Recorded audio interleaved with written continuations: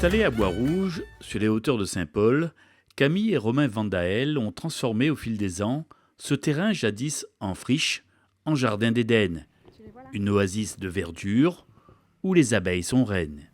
Donc là, on est au milieu du basilic avec des abeilles. Au milieu du basilic cannelle. Et donc le basilic cannelle, ça nous sert à plusieurs choses, pour nos paniers, pour des infusions et puis surtout pour les abeilles. En fait, ici, on pense à planter beaucoup de choses qui vont être mellifères, donc à être source de nectar ou de pollen pour nos abeilles, puisqu'on a un rucher ici, il faut qu'elles aient à manger toute l'année. Donc il va y avoir évidemment les endémiques, les fruitiers, mais il faut aussi apporter des cultures. Et le basilic est un allié de choix. Le basilic qui soit grand vert, cannelle, sacré, permet vraiment d'attirer les abeilles et d'assurer une ressource quasiment permanente, parce que ça fleurit très régulièrement. Là, les petites butineuses, elles s'éclatent. En plus, on est à la fin de la mielée de bérose, on ira voir la suite dans les ruches. Mais là, on a vraiment des très beaux balais fleuris qui apportent pas mal de ressources pour les abeilles.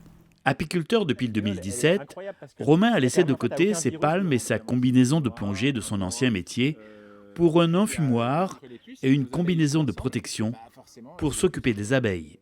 L'apiculture, donc, c'est aussi une autre passion qui t'anime et donc que tu partages aussi en faisant comme ça des cours aussi. Ouais, donc on a à peu près 120 colonies d'abeilles dispatchées entre le nord de la Réunion et puis le sud-ouest sur différents ruchers. Et puis on a un rucher ici.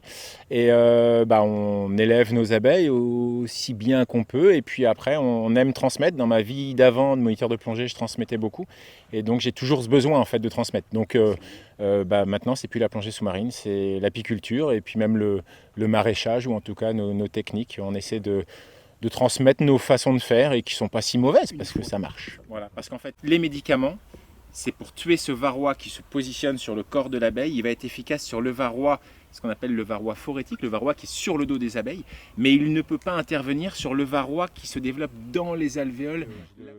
Donc là, vous allez faire une visite de rucher. Alors là, on a récupéré un jeune essaim chez un exploitant agricole à La Saline-Léo il y a un mois et demi. Cet essaim, on l'a mis dans une petite ruchette. Et en un mois et demi, en un mois même de floraison de bérose, il est à l'étroit. Donc son appartement est trop petit, donc on va lui offrir un château maintenant. On va lui mettre une ruche. Accompagné de Yannick, son élève aujourd'hui, Romain procède délicatement au transfert de l'essaim dans la nouvelle ruche. Là-dessus, on a pareil. La reine. T'as la reine ? Ouais. Est-ce que tu peux la montrer à la caméra si elle est passée là ? Elle était là. Elle est en bas. Attends. Elle est là. Ah oui, elle est toute grande. Ouais. Tu l'as vu, Jean-Bernard ? Voilà, donc tu peux venir la mettre direct ici.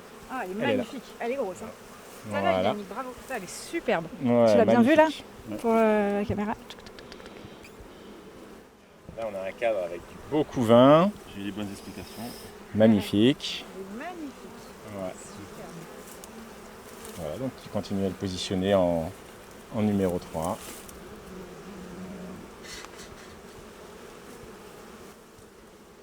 Donc toujours en douceur avec les abeilles. Toujours. En fait, tant qu'on est doux, ça va, on évite tout à coup. Voilà, et normalement ça se passe bien. Mais après, chaque colonie a son propre caractère. Et là, c'est vrai que vu que c'est pas une colonie qui vient de chez nous, on connaît pas trop le caractère. Donc c'est une colonie adoptée, quoi.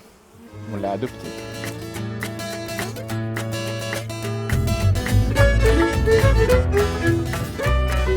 Ce matin-là, pendant la visite du rucher, Romain en profite également pour s'assurer que ses abeilles ont bien travaillé durant cette mielée de bérose. Donc on enlève délicatement le couvre-cadre. Voilà. Et là, en fait, on est sur la hausse, donc on est sur la partie miel pour l'apiculteur. Le miel qui est pour les abeilles, il est dans le cadre, on n'y touche jamais. Nous, ce qu'on veut, c'est qu'elles montent faire du miel dans les hausses. Et puis, par exemple, là, on a